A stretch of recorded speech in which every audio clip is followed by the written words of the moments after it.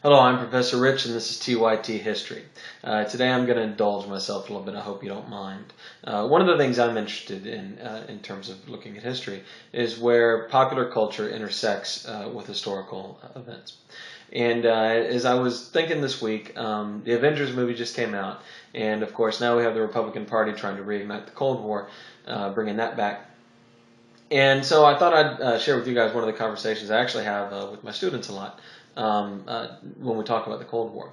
And that is how the creation of the Marvel Universe and some of the characters that Americans at least have come to know and love are really kind of products of the Cold War. Now, I was born in 1972, and I grew up loving Marvel Comics. In fact, when I was a little kid, Marvel and Star Wars were the most important things in my life.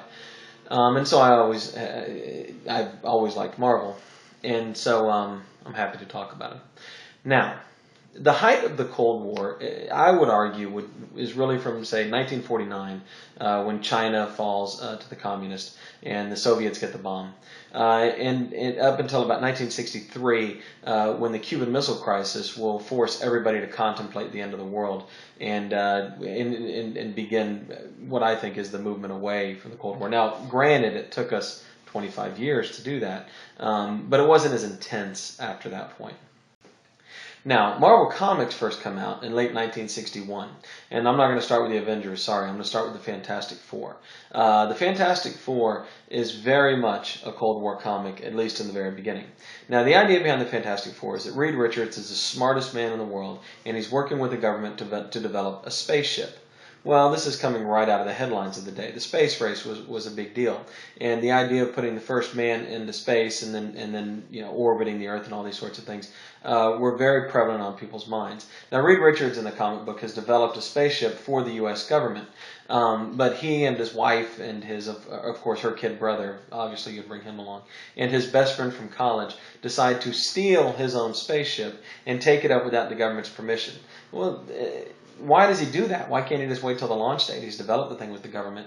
Well, he has come to believe that the Soviets are going to beat America into space. And so that's why he has to break in early and steal the ship and take it up into space. In fact, if you look at the first edition of Fantastic Four, the first issue, on page 9, you'll see Sue Richards say, "Ben, we've got to take that chance, unless we want the commies to beat us to it." Very, very Cold War, right? And that's how they end up there in the first place. And so I think we can clearly see that the Fantastic Four, at least in issue 1, are a Cold War creation to some extent. But the Fantastic Four also points out something interesting. In the early days of Marvel, the heroes are mostly, maybe even almost all, scientists. Now, that's really interesting. I mean, today when we create heroes, they might be scientists, but look at the emphasis in the early days of Marvel. Reed Richards is a scientist, of course. Peter Parker is a kid genius at science. Tony Stark, well, I'll talk about it in a minute, great weapons designer.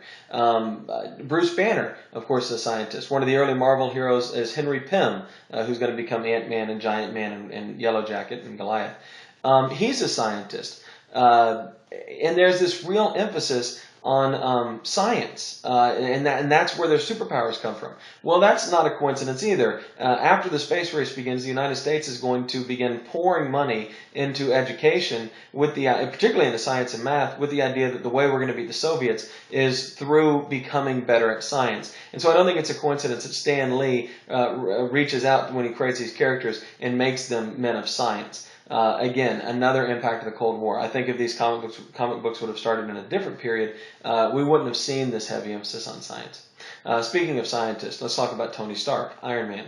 Well, he's a weapons designer. Does that seem like a logical choice to you for a hero? I mean, in 2012, if you were going to create a hero to appeal particularly to kids, would you make it somebody who designs weapons for a living? No. That really only makes sense in a Cold War context, because the guys building the weapons in the Cold War were seen as the guys that were keeping us safe in fighting the Russians. And so that's how we end up with this weapons designer. Now, of course, this is going to make Tony Stark an interesting character over the coming decades. I don't think Stan Lee saw that coming.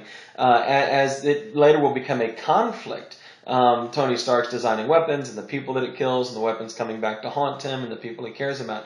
But in 1963, when Iron Man first appears on the scene, it's completely unambiguous. He designs weapons, that's why he's awesome, and that's why we should celebrate him. And he works closely with the government. He's a defense contractor. He's a superhero defense contractor. That wouldn't go over at all today, but in 1963 that made sense. In fact, in his first adventure, he's in Vietnam. I know in the movies he's in the Middle East, but in the comic book, he's in Vietnam designing new weapons, testing weapons, I should say, to defeat the Vietnamese. In his fourth adventure, he fights a guy called the Red Barbarian, who's clearly a communist. But it doesn't stop there. What's Bruce Banner doing when he becomes the Hulk? Maybe you don't know. He's designing a new bomb, the G bomb or the Gamma bomb.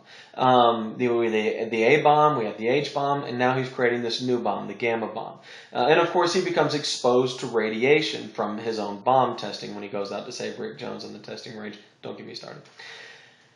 But this is also a Cold War idea. He's designing bombs. And that is in some sense, again, heroic. He's working with the military, something today I don't think we would find very heroic, but it was heroic back then. And it also leads into another one of the great themes in early Marvel, radiation. When I was a kid, I thought that if I got irradiated, it'd be awesome because I would have superpowers. Now, luckily, I know better. But look at what Stan Lee does with this idea of radiation. It turns Bruce Banner into the Hulk. A radioactive spider bites Peter Parker on the hand and turns him into Spider-Man. And if you read the early X-Men comics, they talk frequently about the idea that the kind of increase in a background level of radiation in the atmosphere is where all these mutants are coming from. Because if you read the X-Men, it's easy to say, well, why weren't there mutants before? Why are they here now? Well, it's because we've been blowing up nuclear bombs. And so, again, this Cold War idea, this was a Cold War obsession, right? Radiation, the bomb. And here it is creating so many of these characters in the Marvel Universe. And that's not even getting into the bad guys. Like, for example, I don't know, Radioactive Man, who's Chinese.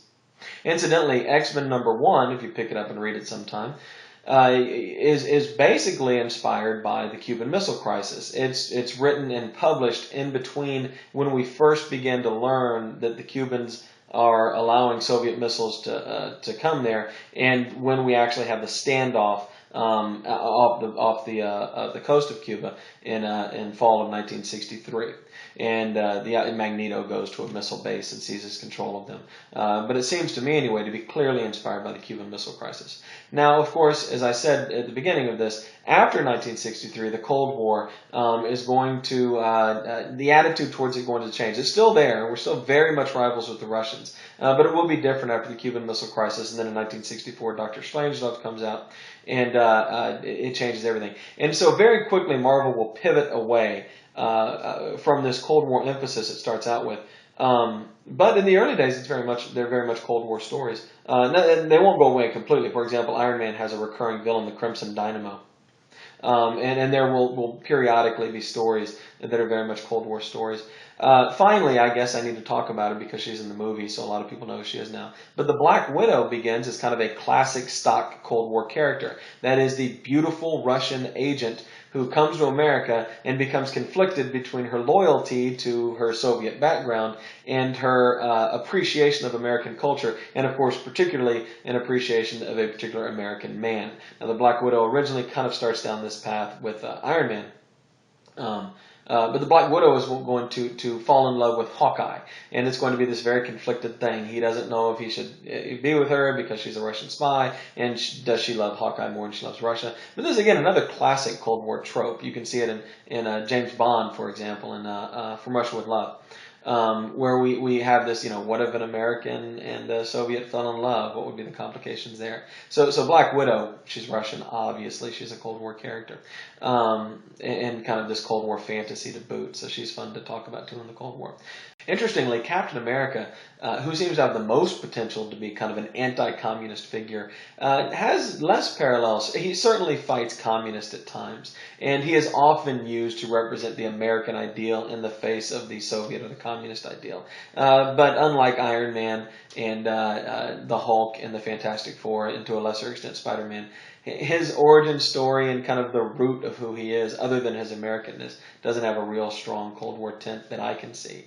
And Thor, I got nothing on Thor. He fights the occasional communist, but he pretty much doesn't have anything to do with communism. So sorry to disappoint you if you're looking forward to that. Anyway, I love that stuff. I hope you enjoyed listening to it. I'm Professor Rich. This has been TYT History. And until next time, make mine Marvel.